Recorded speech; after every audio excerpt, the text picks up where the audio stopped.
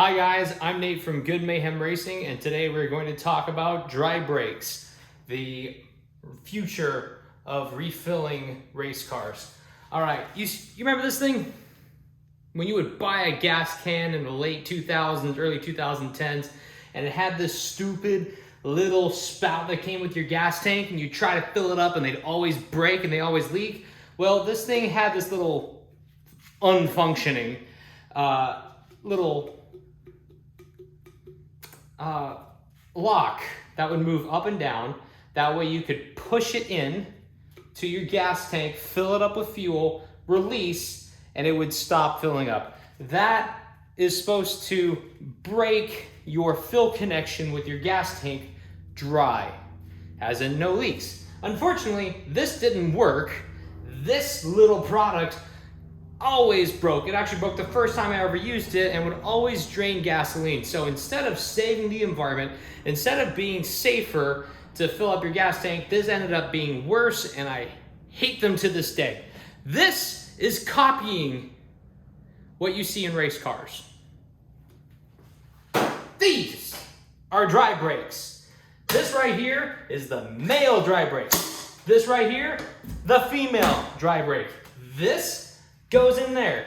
You take your big, honkin', beautiful, dry brake, push it in like that, and then you get to fill it up. But realize this is really high off the ground.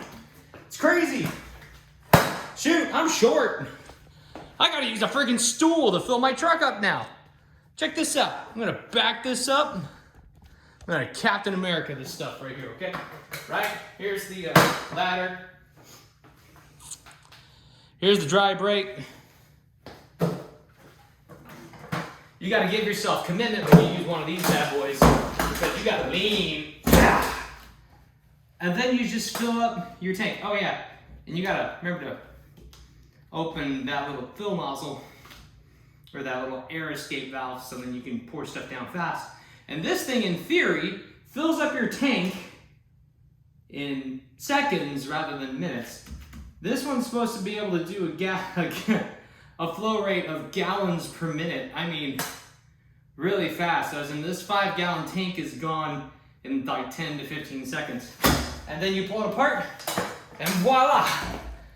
Very little gas spill. Safer for the environment, safe for people, except for short guys like me that have to pick up this stupid thing and go, oh, Milan! Like that. And then tilt it up. Oh yeah. And have that thing open. Okay, so this is a great idea. This is a great proof of concept. NASCAR uses it. A lot of other official sanctioned bodies use these things. These are great around expensive infrastructure for racing. Score, the company or sanctioning body behind the Baja 1000 and other stuff, are requiring dry brakes for racing in the 2023 season. Since we're planning to race in that season, we have to do this little setup for our gas tank, for our fuel cell.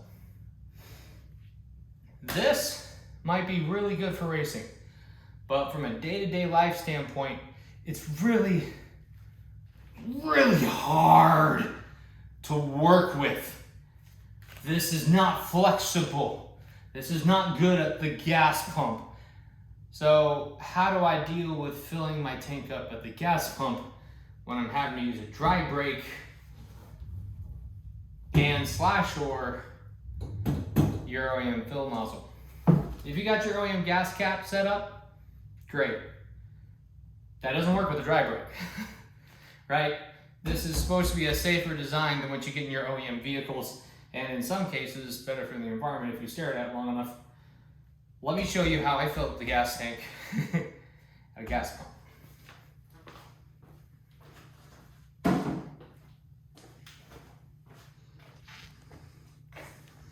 Please understand,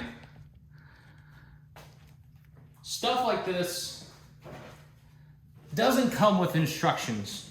You don't spend a lot of money on race car parts and then expect a company to tell you how to do it. You have to figure it out yourself. More accurately, the logic is, if you buy this product and you don't know how to use it, bets on you shouldn't be using it, right? So, dry brakes. This is the female section, the female end. This part is mounted to the truck. You saw the male end of the dry brake on the end of the gas can. Both of those are made by a company called Reahead Valve. It's a really cool technology. There's a reason why it's expensive, and it is expensive. This was around 300 to 400 bucks. That red thing at the end of the gas tank over there was also 200 to 300 bucks. So just right there, to fill up a gas tank with 5 gallons is pushing $1,000 investment between all the parts. And if you want to have multiple gas tanks to fill up your fuel cell off-road, or when you're out in the middle of nowhere, or when you're at the track, suddenly you have repeats of that. You could spend $3,000 on the stuff that's supporting the fuel of your car, let alone the person filling it up. So at the gas pump, take this for what it is. I'm not saying it's a good idea, I'm not saying it's a bad idea, but compared to using a dry brake at a Costco, this is a reasonable solution I have found that works for me.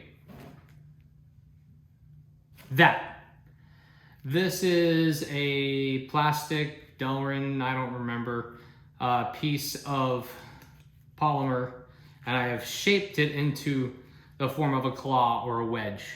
That way I can push it in and it stays open, at which point I can fill it up like normal with your regular gas pump. That's it. And then when you're done, close it up. Again, this is something that I am having to use at the gas pump when I don't have the dry brake set up with me. If I've got the dry brake set up, of course I'm going to use it because it's the safer, better, more race car way to do things. And people record videos of you at the at the gas pump going like, "Ooh, they're really cool. What are they doing? Why is that so special? Why is he on a stool? Because he's so freaking short." So, dry brakes. If you can avoid them, do it. Keep your OEM gas cap until you can't. These things here are supposed to copy the intent of dry brakes, and they really do a poor job of it. The reason being is that these were made to a minimum standard for a minimum price. These are made to a minimum standard with a minimum price that was way higher than this. I could have bought 100 of these for the cost of investing in one of these. So, with your dry brakes, remember, if you buy one end, you gotta buy the other. They gotta match.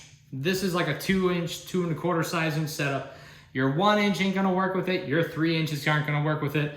This isn't something that you make bigger in the hopes that it's gonna fit. Buy the things that match. And this is expensive.